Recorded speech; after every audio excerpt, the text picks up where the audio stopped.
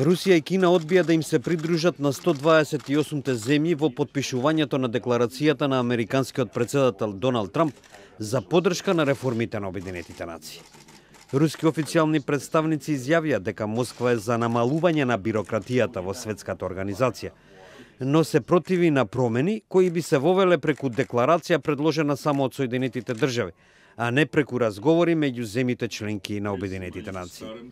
Трамп побара од земите членки да ја потпишат декларацијата од 10 точки за реформи на Обединетите нации, пред да ги покани да учествуваат на вчерашниот состанок во врска со ова прашање. Говорејќи на собирот во Њујорк, Трамп, наведувајќи дека Обединетите нации биле основани за целосно благодарни цели, оцени дека бирократијата ја кочи светската организација. Yet in recent years, the United Nations has not reached its full potential because of bureaucracy and mismanagement. Тој додаде дека светската организација троши многу пари и има премногу вработени, оценувајќи дека резултатите не се соодветни на таквите големи инвестиции.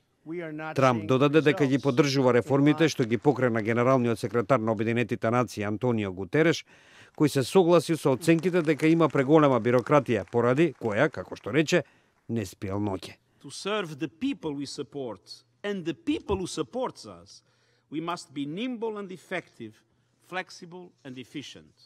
Во декларацијата не се наведуваат конкретни насоки и парични износи, туку се говори за главни принципи. Амбасадорката на Соединетите држави во Обединетите нации Ники Хели ги повика и другите 67 земји кои не ја поддржаа декларацијата да го направат тоа.